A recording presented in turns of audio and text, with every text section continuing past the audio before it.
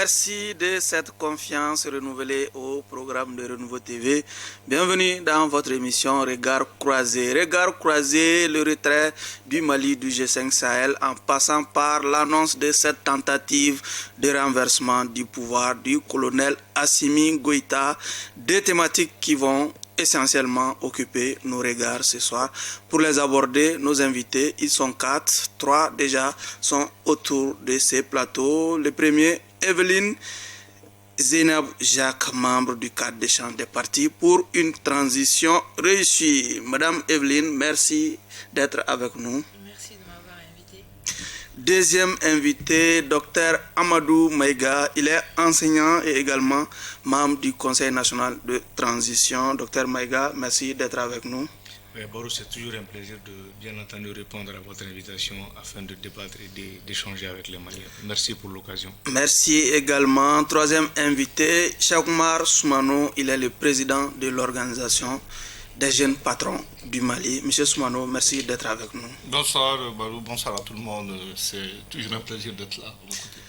Quatrième invité, il va incessamment nous rejoindre autour de ces plateaux. Il s'agit de Monsieur Amadoun Dao, il est vice-président du FUSI Mali qui va incessamment nous rejoindre autour de ce plateau.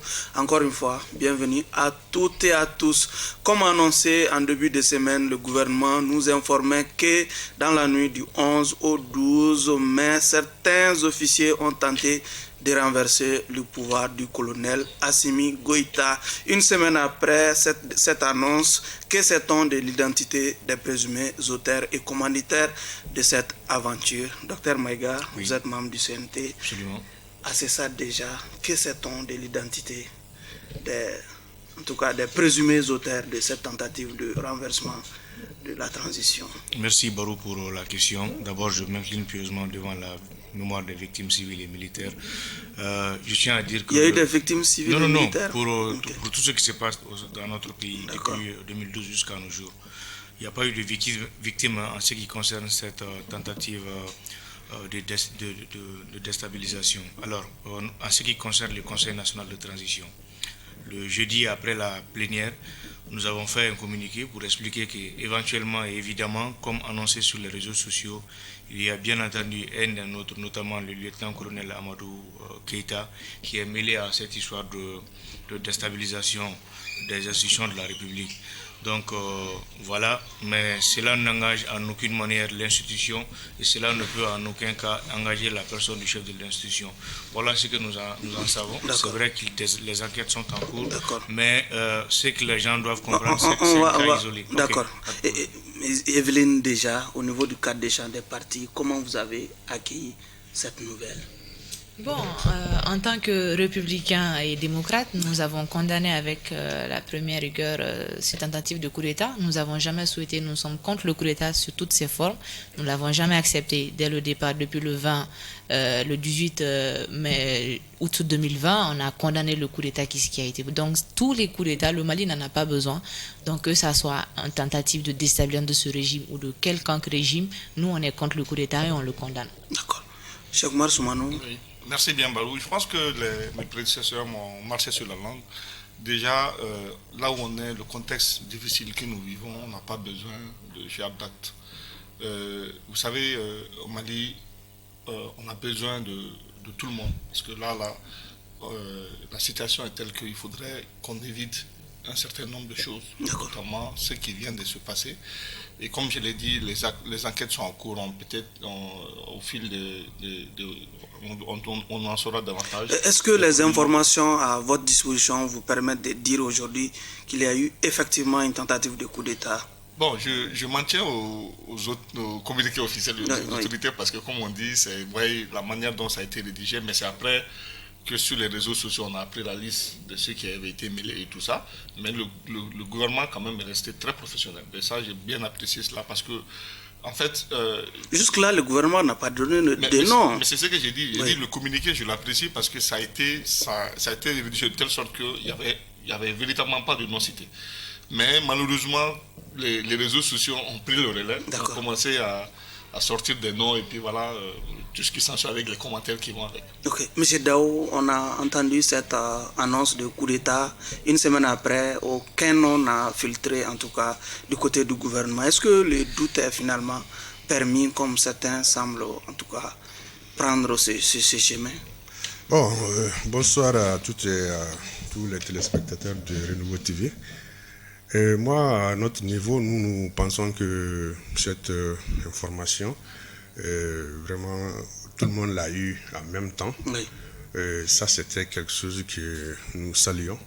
Mais on reste unanime quand même que cette fois-ci, d'ailleurs même, tout le monde a condamné cet acte. Quel que soit ton bord politique ou truc, tout le monde a condamné cet acte et nous saluons cela.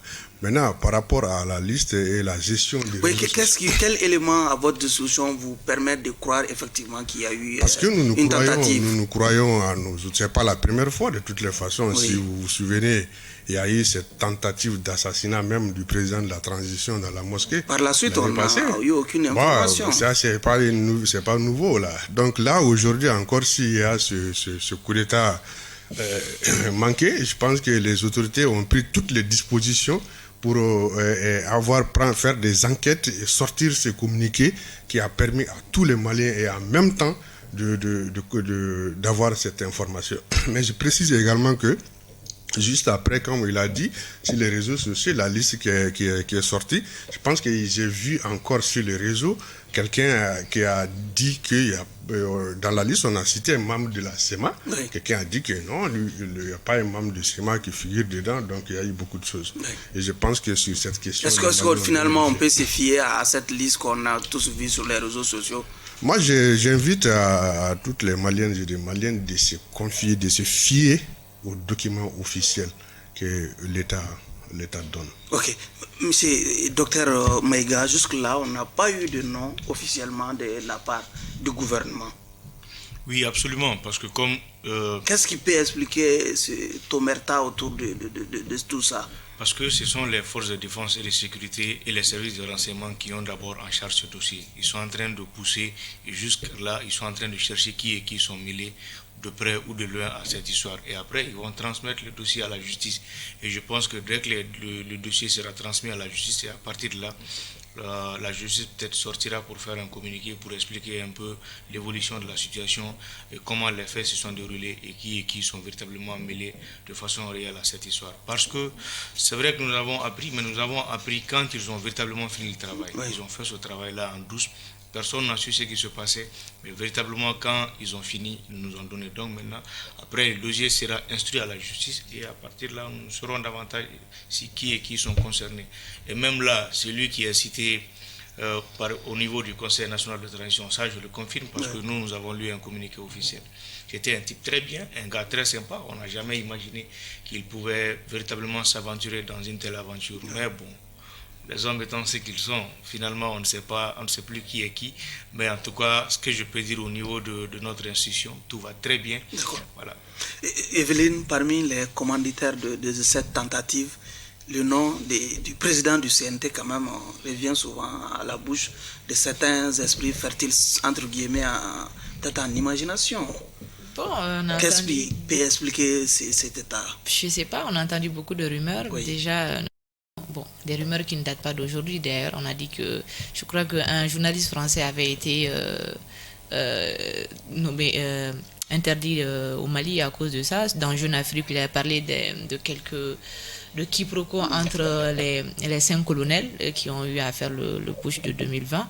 Donc, peut-être que c'est la continuité de cette rumeur qui continue, parce que je crois que Jeune Afrique aussi, l'autre jour, a fait encore un communiqué en parlant du président du CNT. On parle du colonel Malik Diao, pour oui, le citer clairement. Exactement, qu'il avait, je l'ai lu dans le journal, qu'il était, on voulait l'écarter du pouvoir. Bon, maintenant, il faut être être voyant ou autre chose pour savoir, parce que nous on attend beaucoup de choses sur les réseaux, peut-être que c'est du vrai, peut-être que c'est du faux, mais bon, on attend pour voir la situation. Mais en tout cas, ce qui nous concerne personnellement, on n'espère pas qu'il y ait aujourd'hui un quiproquo ou quoi que ce soit parmi ces 5 colonels, parce que ça risquerait de déstabiliser vraiment le pays plus qu'elle en est aujourd'hui. Okay. Le nom du colonel Diao cité par certains, oui. Il faut le dire. Ben, c'est là où c'est là le danger, parce que comme vous l'avez dit, quand on s'en tient au communiqué du gouvernement, le gouvernement est resté très professionnel, Oui. le gouvernement, parce qu'ils ont expliqué les circonstances et ils ont dit qu'il y a eu des arrestations, pas de droit de non-cité. Et après, on voit une liste qui apparaît.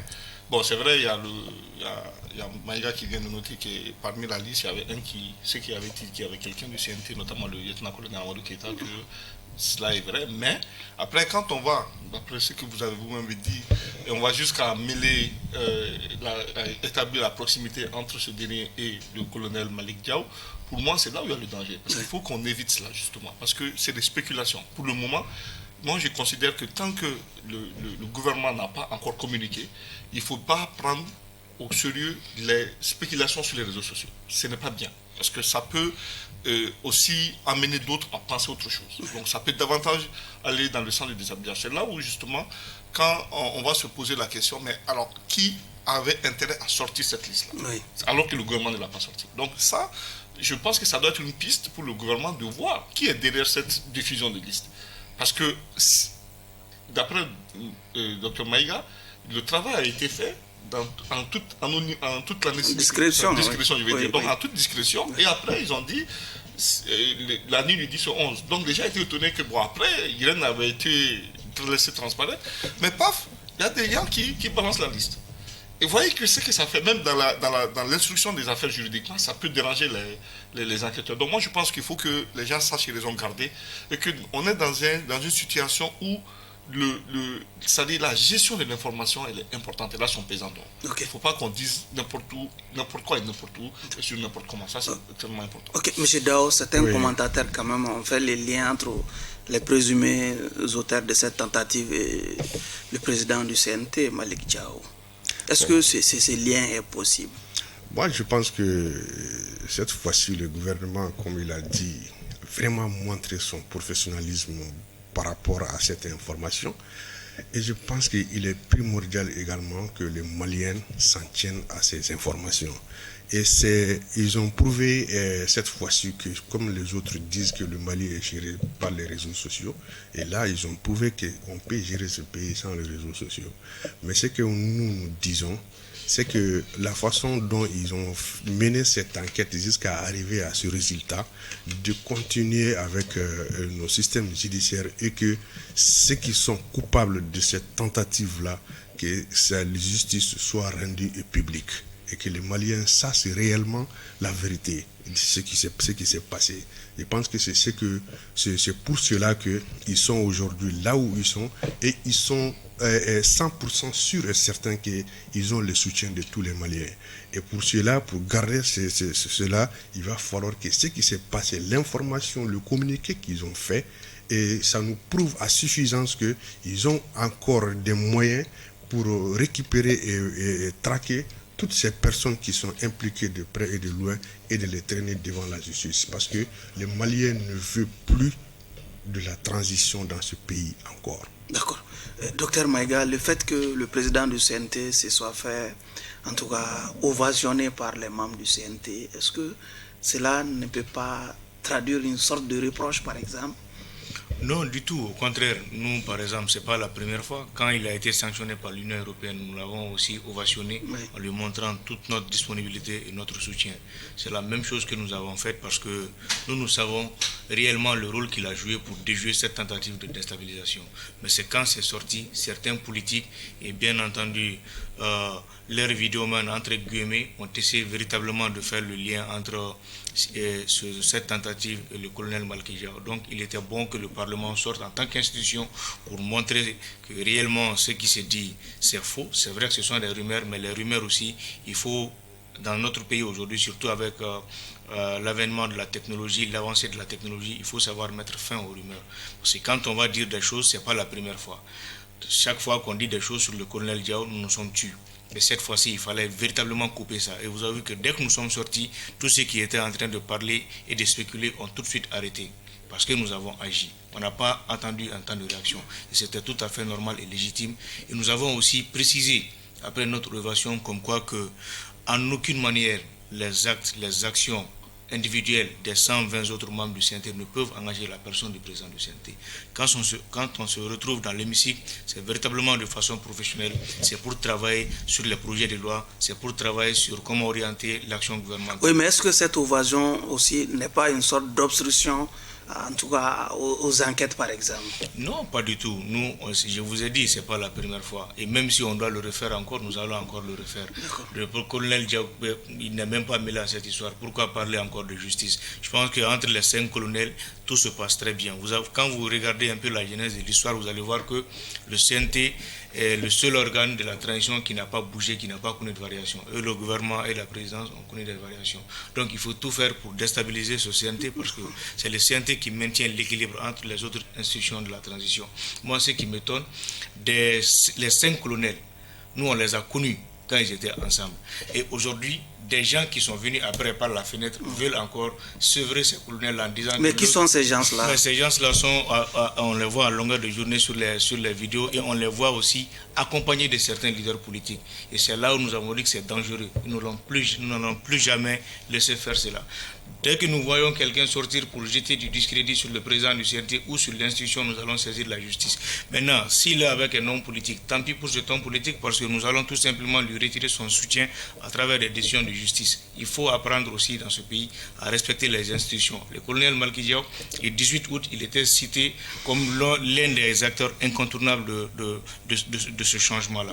Certains l'appelaient même leur menteur. Et aujourd'hui, du fait que véritablement le pouvoir chacun est dans son rôle, il est resté tranquille, accompagné, et on veut véritablement l'abattre. Et ça, nous, on ne va pas l'accepter. Zenabou, on peut dire finalement que Malki Diaw est totalement lavé de tout soupçon par ses camarades du CNT finalement. Bon, personnellement... Est-ce qu'on pouvait s'attendre moins des membres du CNT? Déjà, le cadre n'a jamais soupçonné qui que ce soit, parce que nous ne sommes pas au courant de ce qui s'est passé réellement. On a vu sur les réseaux sociaux des noms qui ont circulé, après on a vu des vidéomans qui ont prétendu que le président du CNT était à la tête de cette histoire. Bon, comme aussi on ment beaucoup aussi sur nous aussi, donc on dit bon, on ment sur tout le monde. Au Mali ici, là, c'est devenu le pain béni. Donc déjà, oui, le CNT, je crois qu'il a dit que c'est pas la première fois qu'on ovationne le président du CNT. Mais bon, si j'étais vraiment à leur place, je dis bien si, pas ma personne, quoi, pas le cadre, je n'aurais pas ovationné parce qu'on se dit qu'il y a... Après ça, c'est comme si on essayait de le blanchir de quelque chose certainement qu'il n'a pas commis. Donc, c'était mieux de vaquer à leur occupation, de faire fi de cette rumeur qui court sur les réseaux. Elle finira par disparaître parce que tôt ou tard, ces rumeurs, elles disparaissent. Si il n'y a pas de fondement, elle va disparaître. Donc, ça, c'était le conseil que si j'étais dans le CNT, je donnerais au président de ne pas écouter ces genres de choses parce que, voilà, si c'est juste des rumeurs. Hein. Est-ce qu'il était de bon ton que l'organe législatif de la transition se met à répondre aux rumeurs, par exemple, des vidéomans? Alors, déjà, moi, je pars du principe que la bonne foi se présume toujours. Oui. Elle se présume toujours. Donc, il est très simple de faire un parallèle entre la proximité de lieutenant et le colonel en pensant que le colonel Alek Dia serait mêlé de ça. Pour moi, c'est trop facile et c'est dangereux de le faire. Maintenant, je comprends le soutien de ses camarades du CNT parce que vous savez, j'essaie de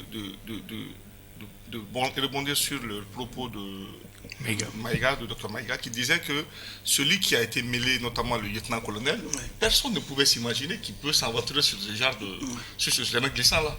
Mais, alors, de là, c'est vrai qu'il est militaire, Malick Diaw, il est militaire, les gens ont dit qu'ils sont proches et que c'est lui-même qui l'aura proposé. Mais de la même manière, je peux faire la réflexion, est-ce que si un enfant dans une famille vole, est-ce que pour autant on doit prendre le père? La question, elle est toute simple. Donc pour moi, de mon point de vue, il faut aller du principe que Malick Diaw, il est innocent, il est hors de soupçon. Vous, en tant que cadre d'échange de partis politiques pour une transition réussie, même si on sait que vous n'êtes pas forcément sur la même longueur d'onde que les autorités de la transition, est-ce que vous vous sentez concerné par ces propos, par exemple?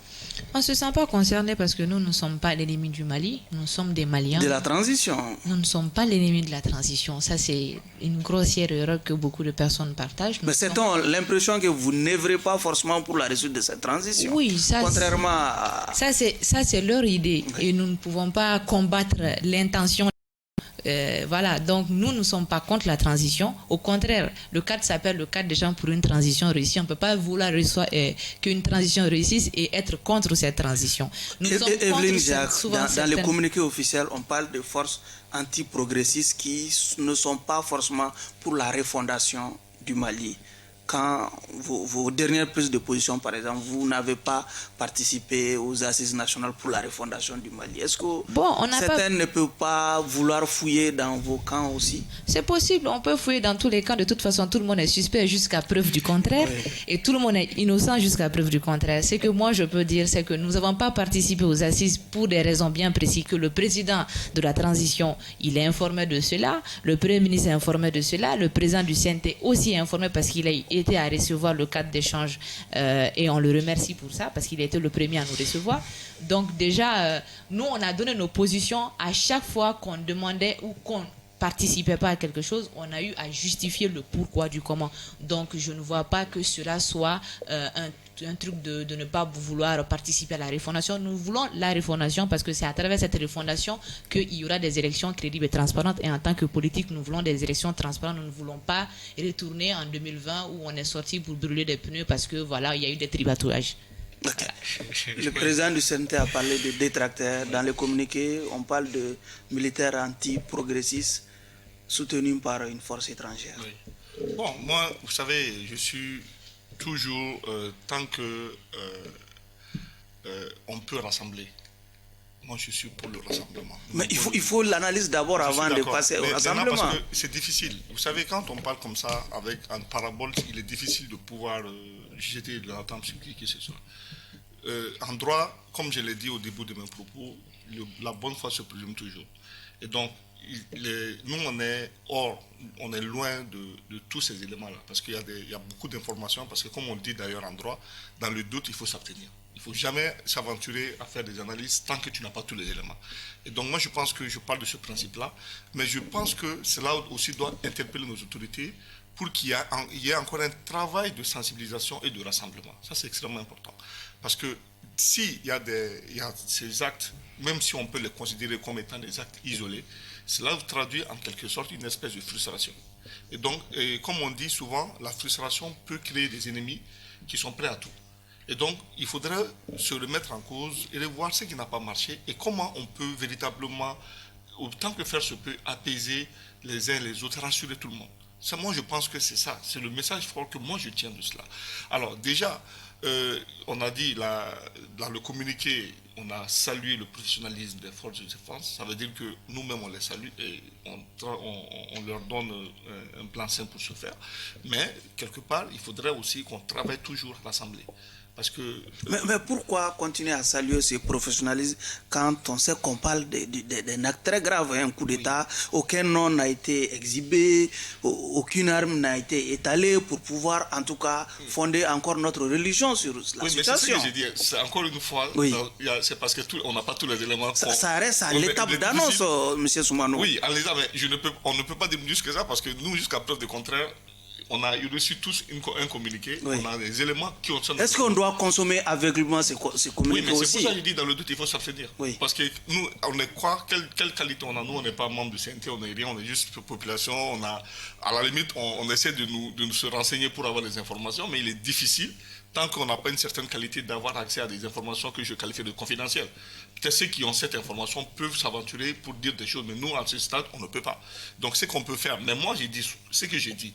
En général, ce que j'ai toujours noté, c'est que les coups d'État, ou en tout cas des tentatives de déstabilisation, traduisent un cas de frustration.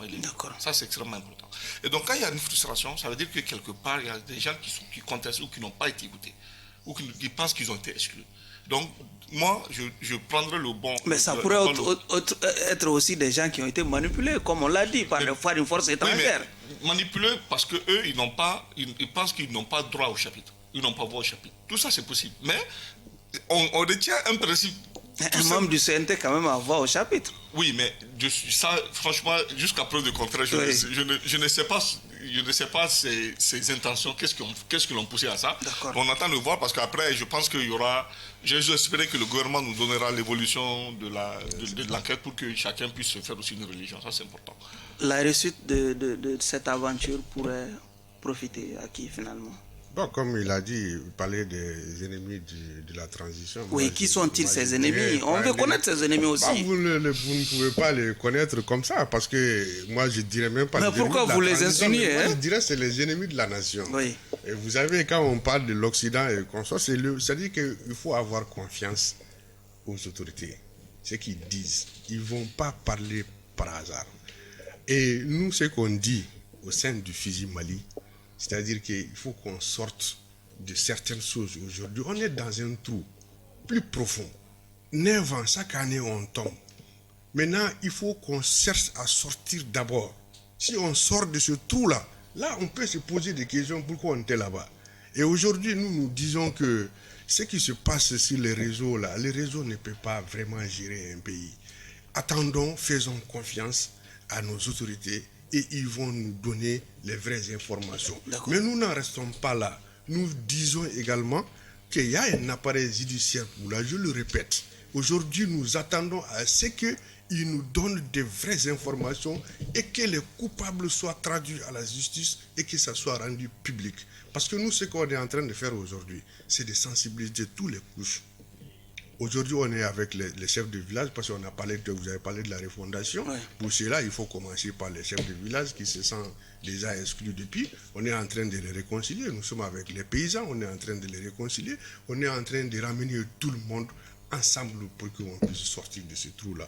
Mais moi, je salue vraiment le courage de ma soeur parce que le cadre là, c'est pratiquement la lumière est éteinte, mais je vois qu'elle est vraiment... ouais, vraiment, je l'encourage beaucoup. Parce que tout la lumière du fusil reste allumée, apparemment. Moi, je l'invite vraiment à venir rester dans. Parce qu'on a une fusil là qui n'a pas des armes pour tuer, mais des armes pour réconcilier. Donc voilà. Monsieur Maïga, à part la communauté internationale, on a quand même noté que toutes les forces vives de la nation ont condamné cette tentative, en tout cas, de coup d'État. Déjà, une bonne nouvelle pour la transition. Absolument, franchement, une bonne nouvelle. Est-ce qu'on doit continuer à parler encore d'ennemis de la nation avec cette condamnation unanime? Oui, mais quand on dit ennemi, ça ne veut pas aussi dire que c'est la classe politique ou ceux qui ne partagent pas véritablement la vision de la transition actuelle. Oui. On parle de ceux qui ne veulent pas le progrès du Mali. C'est là... Des ennemis invisibles finalement? Pas invisibles, c'est des gens qui sont visibles, mais moi je ne peux pas nommer quelqu'un tout de suite comme ça. Mais c'est quand les actes sont posés et que les décisions de justice sortent qu'on sent que, par exemple, ceux qui sont cités, si l'acte juridique venait à prouver que véritablement ils sont mêlés à cette histoire, ça veut dire qu'ils sont des forces antiprogressistes. On peut les citer à partir de là. Mais tant que ce n'est pas fini, on ne peut pas citer. La France aujourd'hui, elle est citée pour beaucoup de choses. On peut véritablement citer la France comme puissance qui veut véritablement freiner le progrès du Mali au détriment de ses intérêts. Mais ce que j'ai surtout aimé, comme vous avez dit, véritablement la classe politique à l'unanimité a condamné cet acte-là. Ça veut dire que quoi qu'il advienne, les Maliens, face à l'essentiel, on se retrouve toujours. C'est ce qu'on a tout le temps demandé. Et je pense véritablement, je les invite à continuer ainsi au niveau du CNT. Elle a eu à le dire, nous sommes en train d'écouter beaucoup de gens aujourd'hui. Le président a reçu les cadres, mais au niveau aussi d'un projet de loi qui concerne la loi électorale, on est en train d'écouter beaucoup de gens du cadre. J'en ai vu plein là-bas. Et véritablement, on est en train de reprendre petit à petit les choses au niveau du CNT. Certains aussi, les taxes d'ennemis, ces hommes politiques-là. Donc quand nous on les reçoit, le citoyen lambda ne comprend pas ce qui se passe. Or, on a le droit et le devoir de les écouter. Mais nous, notre réaction par rapport à ce qui s'est passé dans cette tentative, c'est qu'il faut comprendre que l'innovation technologique aujourd'hui a rendu les réseaux sociaux incontournables. Avant, le silence pouvait te donner raison. Aujourd'hui, le silence ne peut pas te donner raison parce que la tendance est inversée. Quand on ment sur toi, il faut sortir et tu mets le point sur les i de façon claire, simple et limpide pour qu'il n'y ait plus d'amalgame. C'est ce que le CNT a fait. À partir de ce dimanche-là, nous n'allons plus parler de ce sujet. Nous avons pris une semaine pour sortir, expliquer clairement ce qui s'est passé. À partir de dimanche, nous allons enterrer cette histoire de tentative. La justice fera son travail, surtout pour finir. Vous êtes bien à partir de dimanche, hein? Oui, le CNT. Surtout, le CNT a déjà fait un communiqué pour condamner ce qui s'est passé, pour magnifier son soutien à son excellence le colonel Assimi Goïta, aux forces de défense et de sécurité et bien entendu au gouvernement de la transition. L'acte a été unanimement condamné par les Maliens dans toutes ses composantes. Est-ce une manière aussi de donner un blanc-seing à la transition, aux autorités actuelles de continuer finalement? Bon, déjà, ils ont commencé. quand tu commences quelque chose, il faut le terminer. Nous, on n'est pas contre qu'ils terminent ce qu'ils ont commencé. Au contraire, on veut qu'ils terminent vite ce qu'ils ont commencé pour qu'on puisse aller aux élections. Nous sommes des partis politiques et notre pouvoir, c'est dans les urnes. Et on ne peut pas accepter aussi qu'on s'éternise dans une transition. Et c'est ça, là où on n'arrive pas à s'entendre avec les membres de la transition. Et ça n'a rien à voir à être ennemi contre eux ou à ne pas vouloir les accompagner. Nous les avons accompagnés, nous avons fait des propositions. Il y a eu des documents qui ont été faits, un mémorandum, et nous avons même fait un séminaire où on a expliqué un peu les problèmes, même quand le CNT nous a écoutés, mon regroupement a été écouté au CNT par rapport à la loi électorale, et aussi quelques partis politiques et regroupements du cadre d'échange, on a dit oui, voilà notre proposition, voici ce que nous voulons, parce qu'on a étudié, moi-même j'ai lu la nouvelle loi électorale, on a tous travaillé là-dessus au niveau de l'ARP pour donner chacun sa position par rapport à ça, et c'est ça qu'ils sont allés défendre auprès du CNT. Donc c'est pour dire que nous ne sommes pas... Ça travaille apparemment du côté du CNT. Hein? Oui, ça travaille au côté du CNT, on espère que ça va aboutir, que nos recommandations que nous avons faites aussi vont être prises en compte, et c'est ça au fait, ça veut dire que nous ne sommes pas là à s'asseoir et à critiquer seulement. Nous produisons aussi des documents, nous produisons aussi des sorties de crise. C'est ça aussi être un une manière politique. Pour vous d'accompagner la transition. C'est ça pour nous la manière d'accompagner la transition. Ce n'est pas aller sur le boulevard crier on est avec la transition, c'est de fournir des sorties de crise, des solutions de sortie de crise écrites sur papier qui peuvent accompagner la transition. D'accord.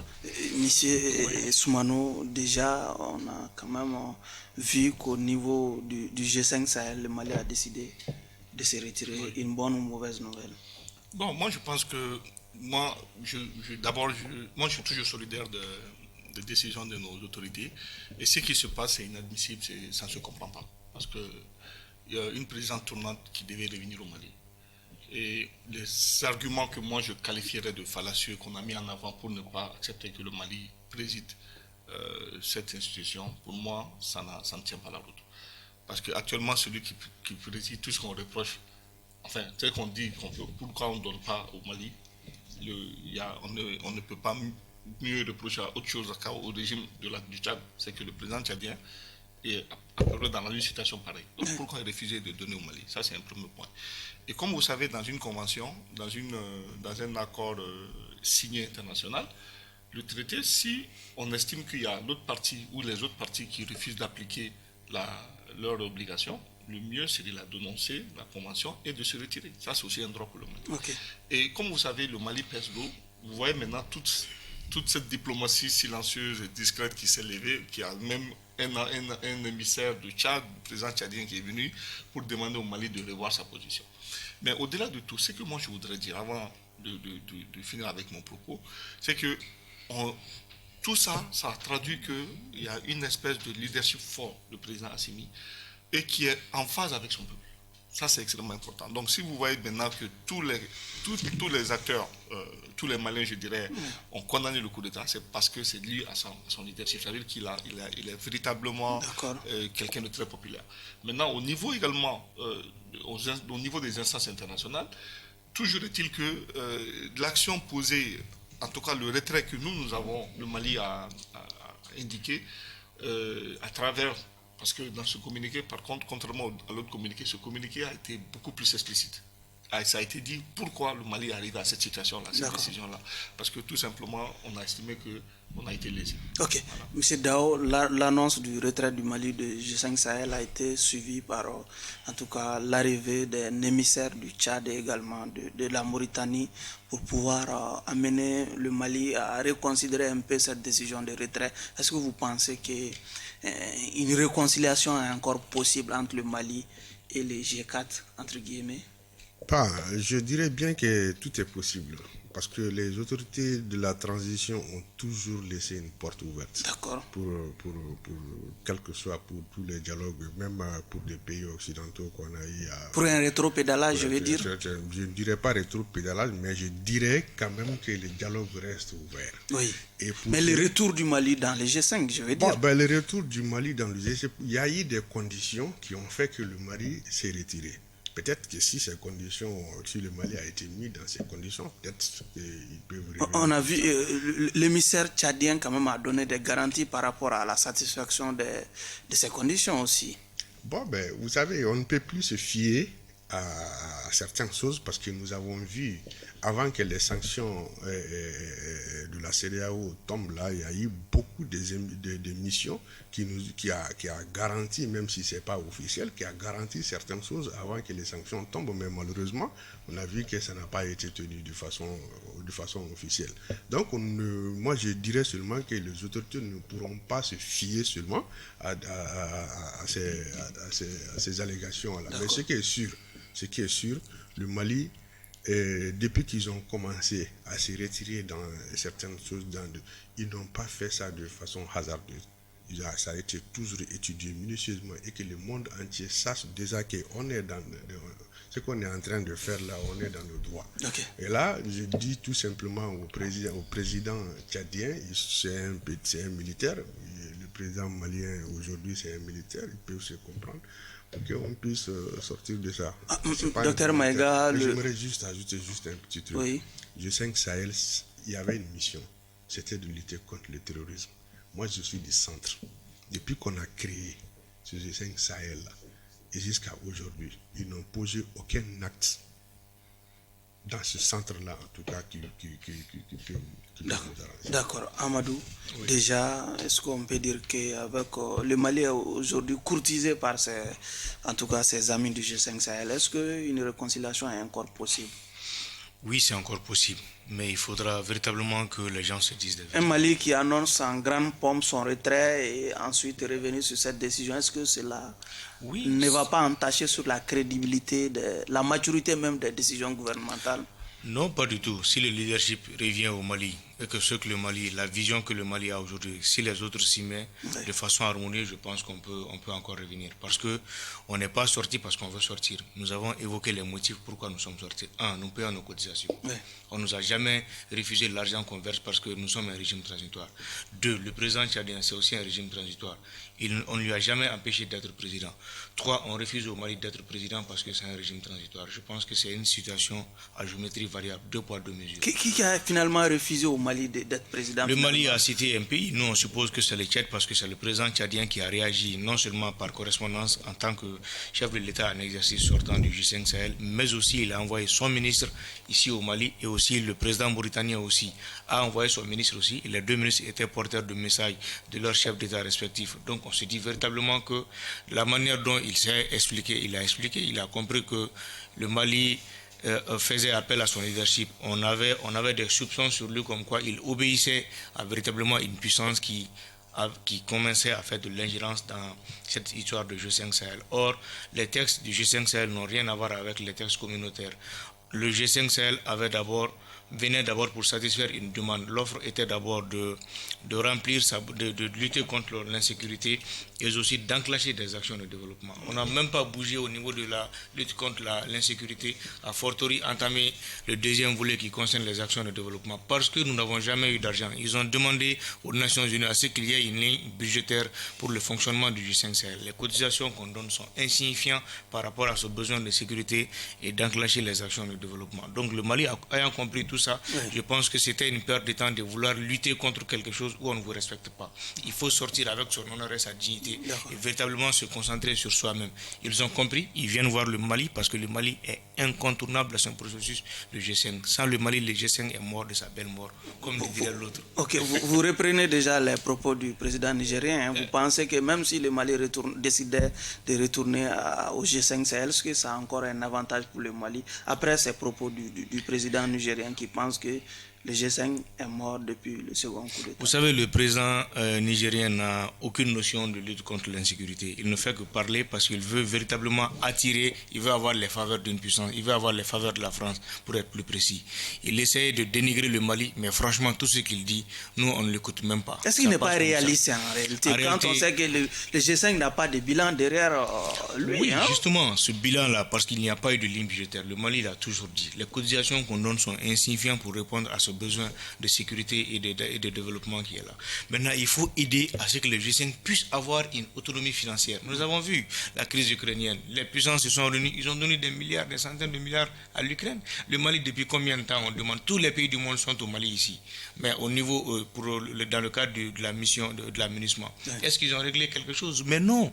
Donc s'ils ne veulent pas nous aider, autant sortir et véritablement prendre notre taureau par le cornes et se battre. Maintenant, je suis sûr que si le Mali doit revenir, ça sera avec des conditions. Et ces conditions, je suis sûr que pourront permettre au Mali de sauver ces G5 Sahel-là et d'avoir un certain leadership pour lutter contre l'insécurité. Evelyne, dans le siège du retrait du Mali du G5 Sahel, le président nigérien Mohamed Bazoum a annoncé la mort cérébrale du G5. Est-ce qu'une sortie réaliste finalement quand on essaie d'analyser en tout cas le bilan du G5 Sahel? Bon, déjà, oui, je dirais que, comme on l'a dit dans le passé, ou qu'on le dit toujours, le Mali est en digue, au fait, dans le combat du terrorisme. Et aujourd'hui, quand vous regardez même la carte du G5 Sahel, le fait que le Mali s'est retiré, ça a isolé la Mauritanie et les 3 autres pays sont à côté. Donc, ça veut dire que techniquement, sans le Mali, le G5, même le G4 ne peut pas avoir lieu parce que il y a déjà, c'est pourquoi je pense que le président mauritanien aussi s'est joint pour pouvoir négocier avec le Mali. Et oui, je pense que une entente peut se trouver à ce niveau parce que sans le Niger, sans avec le Niger finalement. Non, je pense que le Niger ne va pas. Qui a déjà annoncé la mort du G5. Est-ce que le Niger peut encore? Je crois qu'il a annoncé la mort politiquement. Mais dans le fond, il est possible de récupérer. Sur la forme, oui, parce que la forme dit que nous sommes retirés. Et voilà, mais est-ce qu'il y a une possibilité? Toujours, il peut y avoir des démarches diplomatiques et tout, mais le président Bazoum est un homme politique, c'est un dirigeant, c'est obligatoire. Donc, ce qu'il a dit, c'est purement politique, au fait. Maintenant, si aujourd'hui, le G5 doit avoir, parce que ce qu'on reproche au régime transitionnel d'ici, que c'est un militaire c'est une transition, ben c'est la même chose au Tchad, parce que le président tchadien qui remplace, même si ce n'est pas un coup d'État, il remplace le fils remplace le père. Le fils remplace le père et ce n'est pas constitutionnel déjà. Et ça prouve qu'il n'a pas été élu non plus par son peuple. Donc, ce qui veut dire qu'il est dans le même camp que le régime traditionnel d'ici. Donc, il ne peut pas dire qu'ils ne vont pas donner la présidence au Mali juste à cause de ça. Et je pense qu'il y aura des ententes. Et je l'espère aussi parce que s'il y a ces ententes, je demande aussi à la communauté internationale, notamment les États-Unis, qui ont refusé d'accompagner ce G5 par rapport budgétairement quand l'autre Trump était au pouvoir, et en espérant que la communauté internationale va vraiment soutenir ce G5 parce qu'il est primordial et ça peut permettre de vraiment, parce que c'est un bon truc, c'est dans la forme et dans le fond c'est bon, mais elle a besoin de financement pour vraiment réagir et ça c'est dans l'intérêt de tous parce que si le terrorisme grandit dans ces zones, c'est l'Europe, les États-Unis qui vont en subir les conséquences. Ok, pour faire un dernier tour de table, M. Soumano, oui. La France a un nouveau gouvernement. On a vu des grands absents parmi lesquels Parly, la ministre des Affaires, la ministre des Armées et également celui des Affaires étrangères. Une bonne nouvelle pour le Mali. On a quand même vu que les autorités maliennes ont eu des prises de bec avec ces 2 ministres. Oui. Moi, souvent, je les considère... une bonne nouvelle déjà pour le Mali. Pour moi, c'est bien, parce que les lignes vont bouger. Oui. Quand on change les 2 ministres d'alors qui avaient eu des prises de bec, comme vous l'avez dit, avec le Mali, il y a de nouveaux titulaires de ces départements-là. Je pense qu'on peut espérer très rapidement que le dialogue reprenne, parce que le plus important, moi, je l'ai toujours dit, je suis pour le dialogue. Moi, je suis pour le dialogue, je suis pour la réconciliation. C'est un clin d'œil fait par Macron au Mali, par exemple? Je l'espère. Je pense que ça doit être le cas.